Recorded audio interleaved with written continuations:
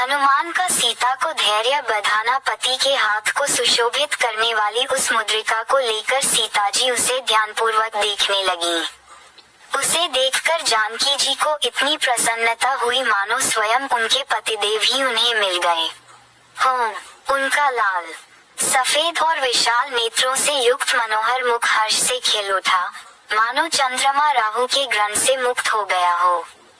पूर्ण रूप से संतुष्ट होकर वे हनुमान के साहसपूर्ण कार्य की सराहना करती हुई बोली, हे वानर श्रेष्ठ, तुम वास्तव में अत्यंत चतुर, साहसी तथा पराक्रमी हो। जो कार्य सहस्त्रों मेधावी व्यक्ति मिलकर नहीं कर सकते, उसे तुमने अकेले कर दिखाया। तुमने दोनों रघुवंशी भ्राताओं का कुशल समाचार सुनाकर मुझ मृतप्राय को नवजीवन प्रदान किया है।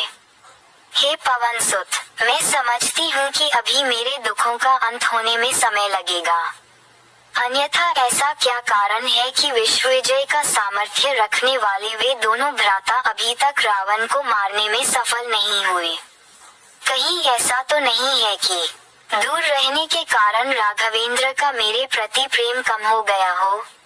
अच्छा, ये बताओ, क्या कभी अयोध्या से तीनों माताओं और मेरे दोनों देवरों का कुशल समाचार उन्हें प्राप्त होता है? क्या तेजस्वी भरत रावण का नाश करके मुझे छुड़ाने के लिए अयोध्या से सेना भेजेंगे? क्या मैं कभी अपनी आंखों से दुरात्मा रावण को राघव के बाणों से मरता देख सकूंगी? हे वीर, अयोध्या से वन के लिए चलते समय रामचंद्र जी के मुख पर जो अटल आत्मविश्वास तथा धैर्य था, क्या अब भी वह वैसा ही है?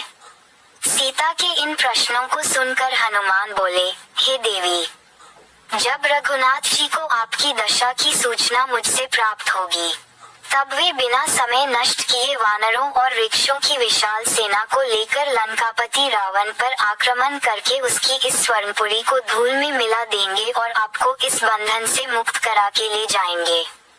आर्य, आजकल वे आपके ध्यान में इतने निमग्न रहते हैं कि उन्हें अपने तन बदन की भी सुधि नहीं रहती, खाना पीना तक भूल जाते हैं। उनके मुख से दिन रात हासीते शब्द ही सुनाई देते हैं। आपके वियोग में वे रात को भी नहीं सो पाते।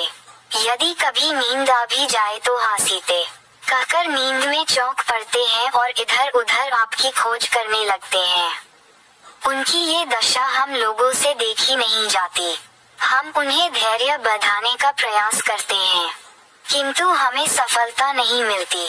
उनकी पीड़ा बढ़ती जाती है। अपने प्राणनाथ की दशा का ये करुण वर्णन सुनकर जानकी के नेत्रों से अविरल अश्रुधारा बह चली। वे बोली, हनुमान, तुमने जो ये कहा है कि वे मेरे अतिरिक्त किसी अन्य का ध्यान नहीं करते, इससे तो मेरे स्त्री हृदय को अपार शांति प्राप्त हुई है, किंतु मेरे वियोग में तुमने उनकी जिस करुण दशा का चित्रण किया है, वह मुझे विष मिश्रित अमृत के समान लगा है और उससे मेरे हृदय को प्राणांतिक पीड़ा पहुंची है।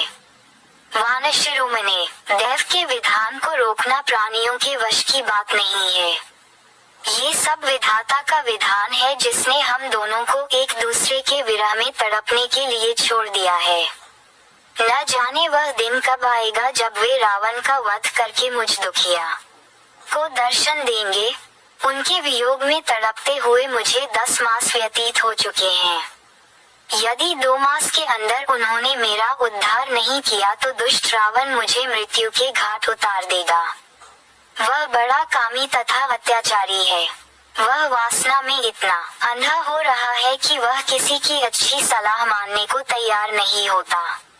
उसी के भाई विभीषण की पुत्री कला मुझे बता रही थी कि उसके पिता विभीषण ने रावण से अनेक बार अनुग्रह किया कि वह मुझे वापस मेरे पति के पास पहुंचा दे, परंतु उसने उसकी एक न मानी। वह अब भी अपनी हठ पर अड़ा हुआ है। मुझे अब केवल राघव के पराक्रम पर ही विश्वास है, जिन्होंने अकेले ही खरदूषण को उनके 14 सहस्त्र युद्ध कुशल सेनानियों सहित मार डाला था। देखिए, अब वह घड़ी कब आती है जिसकी मैं व्याकुलता से प्रतीक्षा कर रही हूँ। ये कहते हुए सीता अपने नेत्रों से आंसू बहाने लगी। सीता को विलापयुक्त वचन को सुनकर हनुमान ने उन्हें धैर्य बधाते हुए कहा, देवी, आप दुखी न हो। मैं आपको विश्वास दिलाता हूँ कि मेरे पहुँचते ही प्रभु वानर सेना सहित लंका पर आक्रमण करके दुष्ट रावण का वध कर आपको मुक्त करा देंगे। मुझे तो ये लंकापति कोई असाधारण बलवान दिखाई नहीं देता। यदि आप आज्ञा दे तो मैं अभी इसी समय आपको अपनी पीठ पर बिठाकर लंका के परकोटे को फांद कर विशाल सागर को लांघता हुआ श्री रामचंद्र जी के पास पहुंचा दूं। मैं चाहूं तो इस संपूर्ण लंकापुरी को रावण तथा राक्षसों सहित उठाकर राघव के चरणों में ले जाकर पटक दूं। इनमें से किसी भी राक्षस में इतनी सामर्थ्य नहीं है कि वह मेरे मार्ग में बाधा बनकर खड़ा हो सके।